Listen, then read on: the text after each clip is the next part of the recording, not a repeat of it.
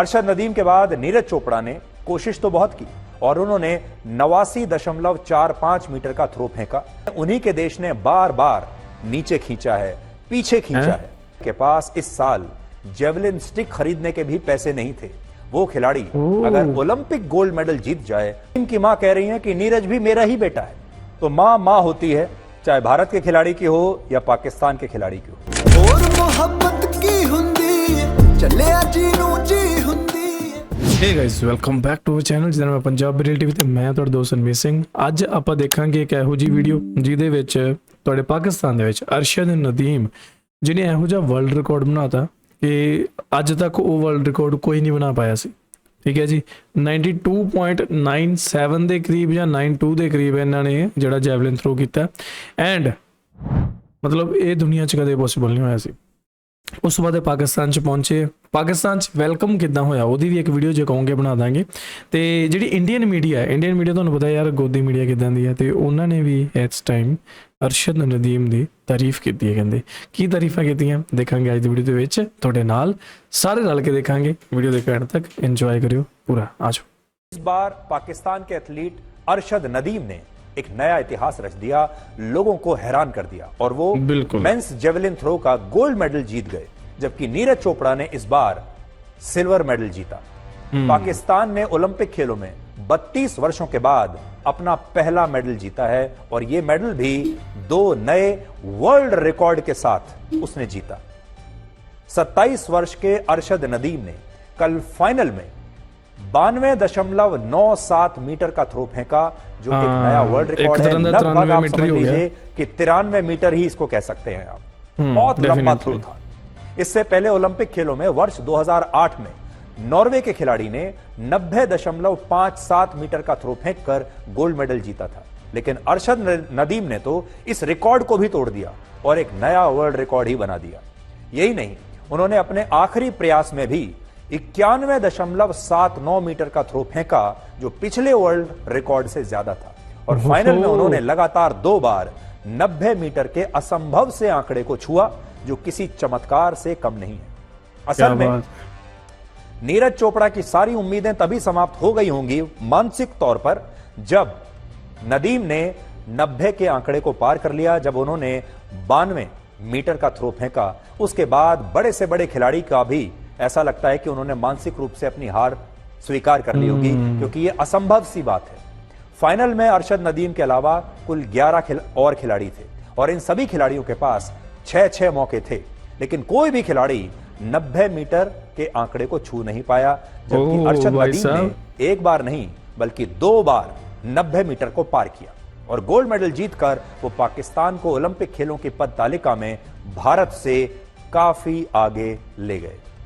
अरशद नदीम के बाद नीरज चोपड़ा ने कोशिश तो बहुत की और उन्होंने 89.45 मीटर का थ्रो फेंका और वो सिल्वर मेडल जीतकर दूसरे नंबर पर रहे।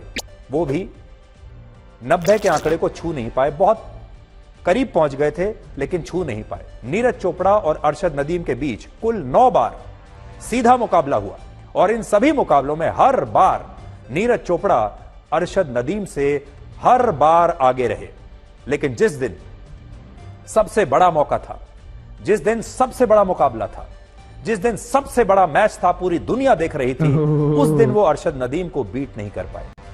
पिछले ओलंपिक खेलों में जब नीरज चोपड़ा ने गोल्ड मेडल जीता, तब अरशद नदीम ब्रॉन्ज मेडल भी नहीं जीत पाए थे और 5वें नंबर पर रहे थे। लेकिन इस बार ये कहानी पूरी तरह पलट गई। भाई साहब मेहनत बोलती है यार, ਜਿਹੜਾ ਬੰਦਾ ਜ਼ਿਆਦਾ ਮਿਹਨਤ ਕਰੂਗਾ ਉਹਨੂੰ ਉਹਦਾ ਫਲ ਮਿਲੂਗਾ। ਸੋ ਇਹ ਸਿੱਧੀ ਜੀ ਗੱਲ ਹੈ, क्रिकेट ਦੇ ਵਿੱਚ ਵੀ ਉਦਾਂ ਹੁੰਦਾ ਤੇ ਇੱਥੇ ਵੀ ਇਦਾਂ ਹੀ ਹੁੰਦਾ। और अरशद नदीम ने पूरी दुनिया को हैरान कर दिया।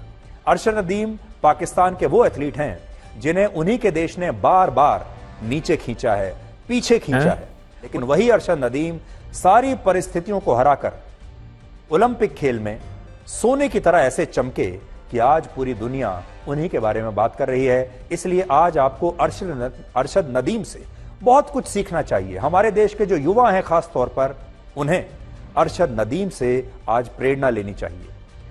अब जो मैं आपको तस्वीरें दिखाऊंगा, ये तस्वीरें उस समय की हैं जब गोल्ड मेडल जीतने के बाद अरशद नदीम की आंखों में संघर्ष का पूरा सैलाब दिख रहा था। और आप सोचिए, जिस खिलाड़ी के पास इस साल जेवलिन स्टिक खरीदने के भी पैसे नहीं थे, वो खिलाड़ी अगर ओलंपिक गोल्ड मेडल जीत जाए तो ये उसके लिए कितना बड़ा चमत्कार होगा। ये आंसू उसी चमत्कार के लिए है। एक बड़ी खास बात इस बार देखने को मिल रही है।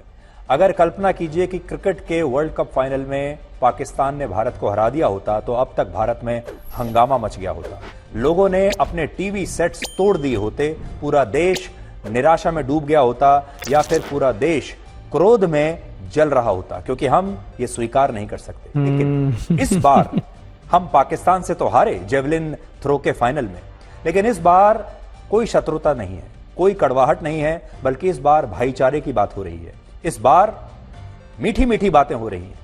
तो हमारे देश के लोगों ने इसका बिल्कुल बुरा नहीं माना, और इससे यह पता चलता है ਇਹਦਾ ਜਿਹੜਾ ਸਾਰਾ ਸ਼੍ਰੇਅ ਹੈ ਨਾ ਬਈ, ਉਹ ਮੀਡੀਆ ਨੂੰ ਹੀ ਜਾਂਦਾ।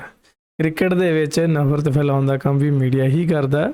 ਤੇ ਇਸ ਟਾਈਮ ਕਿਉਂਕਿ ਇਹ ਇੰਟਰਨੈਸ਼ਨਲ ਸਪੋਰਟ ਹੈ, ਇੱਥੇ ਕਿਸੇ ਦਾ ਵਸ ਨਹੀਂ ਚੱਲਦਾ, ਕੋਈ ਆਪਦੇ ਅਕੋਰਡਿੰਗਲੀ ਗੱਲਬਾਤ ਨੂੰ ਘੁਮਾ ਕੇ ਨਹੀਂ ਪੇਸ਼ ਕਰ ਸਕਦਾ, ਤਾਂ ਕਰਕੇ ਵੀ ਇੱਥੇ ਉਹ ਚੀਜ਼ਾਂ ਨਹੀਂ ਹੋਈਆਂ। भारत और पाकिस्तान के बीच जो नफरत और कड़वाहट क्रिकेट के मैदान में है, हॉकी के खेल के मैदान में दिखती है, वो नफरत दूसरे खेलों में नहीं दिखाई देती। और बल्कि हमारे लोग भी पाकिस्तान को बधाई दे रहे हैं।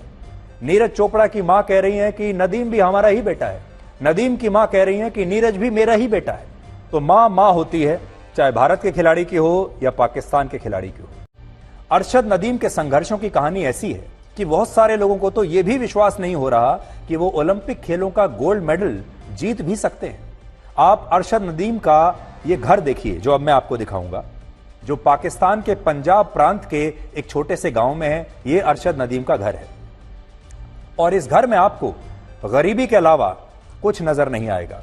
लेकिन अरशद नदीम इसी घर से निकलकर पेरिस पहुंचे, और उन्होंने घर कितने है भाई, घर कहाँ पे है? ये मीडिया वाले पूरी चीज नहीं दिखाते हमेशा, ये तो गली है भरावा।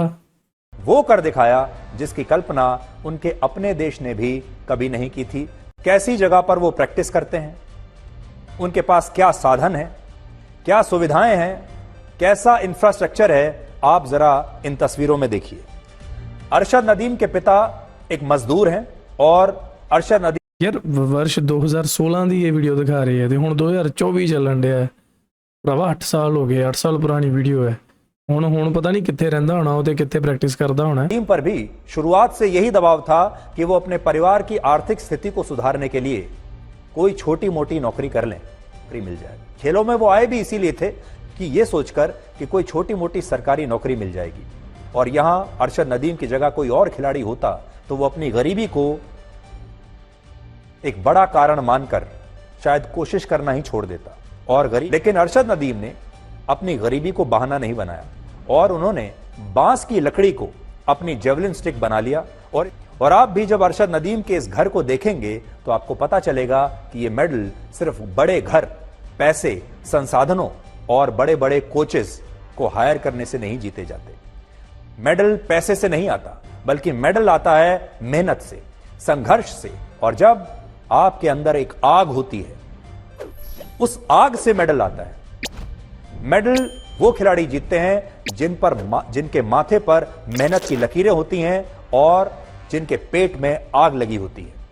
अरशद नदीम ने पाकिस्तान को कई अंतर्राष्ट्रीय प्रतियोगिताओं में मेडल जिताए हैं, और ओलंपिक खेलों से सिर्फ 8 महीने पहले अरशद नदीम की स्थिति यह थी कि उनकी जो 6 साल पुरानी जेवलिन स्टिक थी वो भी टूट चुकी थी, और नई स्टिक खरीदने के लिए उनके पास 80,000 रुपए भी नहीं थे। उन्होंने ओलंपिक खेलों में हिस्सा लेकर पूरी दुनिया को अपने इस शानदार प्रदर्शन से स्तब्ध कर दिया। आज जब आप अरशद नदीम के घर से हमारी ये रिपोर्ट देखेंगे तो आपको भी पता चलेगा कि जो लोग गरीबी की आग में तप कर निकलते हैं, संघर्ष करते हैं, वो एक न एक दिन अपनी मंजिल तक जरूर पहुंचते हैं। इसलिए हमारे देश के, खास तौर पर हमारे देश के जो युवा हैं, जो संघर्ष के सामने हार मान जाते हैं, संघर्षों के सामने कमजोर पड़ जाते हैं, जो गरीबी को एक बहाना मान लेते हैं, उनके लिए खास तौर पर आज ये रिपोर्ट दिखा रहे हैं। अरशद नदीम के गांव और उनके घर की स्थिति देखकर आपको इतना तो पता चल गया होगा कि पाकिस्तान की सरकार और वहां के खेल संघों ने उनके लिए कुछ नहीं किया। तो अब इस गोल्ड मेडल का श्रेय लेने के लिए पाकिस्तान में होड़ लगी हुई है, और पाकिस्तान के प्रधानमंत्री शहबाज शरीफ ने उनका मैच देखते हुए एक वीडियो बनवाया।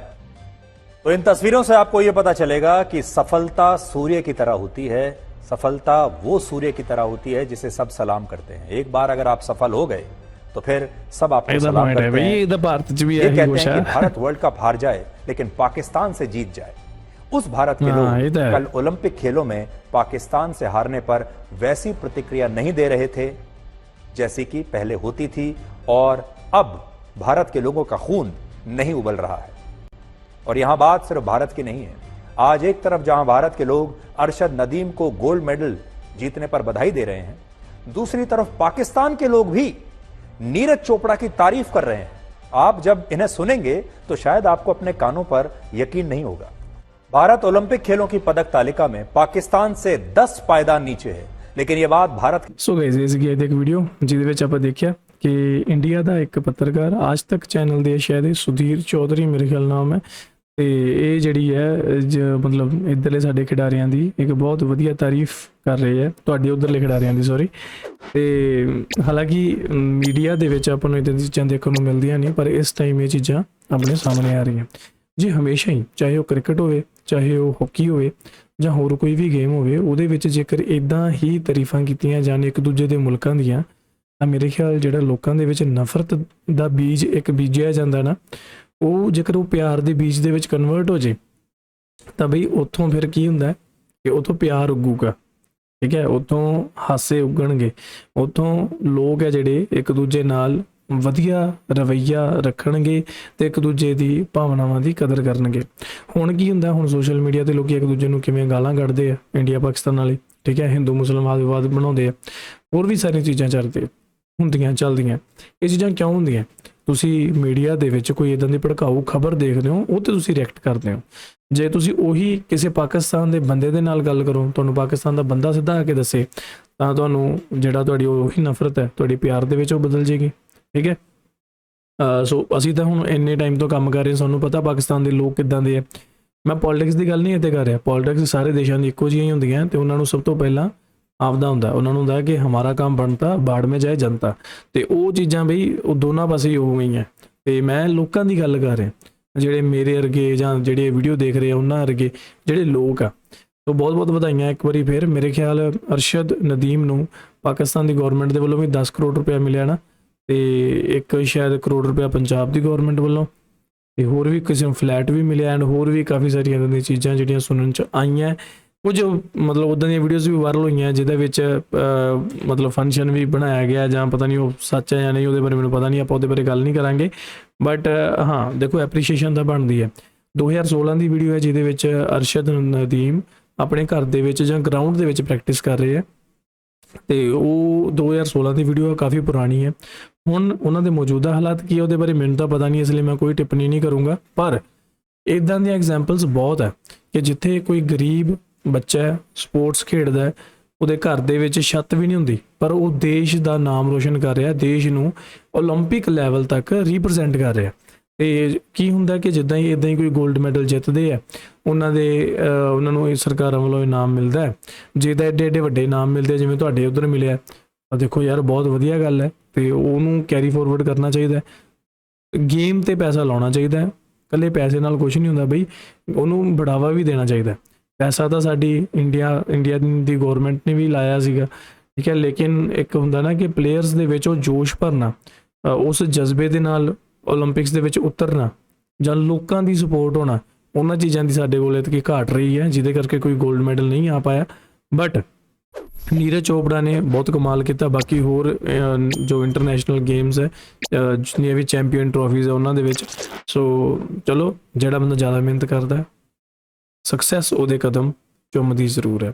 ਸੋ ਤੁਹਾਨੂੰ ਕਿੱਦਾਂ ਲੱਗੀ ਵੀਡੀਓ ਮੈਨੂੰ ਥੱਲੇ ਕਮੈਂਟ ਕਰਕੇ ਜ਼ਰੂਰ ਦੱਸਿਓ। ਐਂਡ ਇੱਕ ਵਾਰ ਫਿਰ ਜਾਣ ਤੋਂ ਪਹਿਲਾਂ ਤੁਹਾਨੂੰ ਸਾਰਿਆਂ ਨੂੰ ਬਹੁਤ ਬਹੁਤ ਮੁਬਾਰਕਾਂ, ਕੰਗ੍ਰੈਚੁਲੇਸ਼ਨਸ, ਇੰਜੋਏ ਕਰੋ। ਬਸ ਮੇਰਾ ਮੇਨ ਇੱਕ ਪੁਆਇੰਟ ਇਹ ਹੈ, ਜੋ ਆਸੇ-ਪਾਸੇ ਅਸੀਂ ਸੁਣਦੇ ਹਾਂ ਕਿ ਪਲੇਅਰਸ ਨੂੰ ਬਈ ਸਾਂਭਣਾ ਵੀ ਚਾਹੀਦਾ। ਇਕੱਲਾ ਇਹ ਨਹੀਂ ਕਿ ਹੁਣ ਉਹਨੇ 골ਡ ਮੈਡਲ ਲੈ ਲਿਆ ਤੇ ਕੋਈ 2 ਸਾਲ ਬਾਅਦ ਪਤਾ ਲੱਗੇ, ਜੋ ਖਬਰਾਂ ਆਉਂਦੀਆਂ ਕਿ ਇੰਟਰਨੈਸ਼ਨਲ 골ਡ ਮੈਡਲਿਸਟ ਪਲੇਅਰ ਦੇ ਘਰ ਰੋਟੀ ਪੱਕਣੀ ਵੀ ਔਖੀ ਹੋ ਚੁੱਕੀ ਹੈ। ਇੱਦਾਂ ਦੀਆਂ ਖਬਰਾਂ ਨਾ ਆਉਣ, ਉਮੀਦ ਕਰਦੇ ਹਾਂ। Hope for the best, Waheguru ਮਿਹਰ ਕਰੇ, ਚੜ੍ਹਦੀ ਕਲਾ 'ਚ ਰਹੋ, ਜਿਮ ਜਾਓ, ਖਾਂਦੇ ਪੀਂਦੇ ਰਹੋ, ਐਸ਼ ਕਰੋ। ਮਿਲਦੇ ਹਾਂ ਅਗਲੀ ਵੀਡੀਓ 'ਚ। Make sure you hit that subscribe. अल्लाह हाफिज़। मेरे चैनल को सब्सक्राइब कर जरूर करना ना भूल।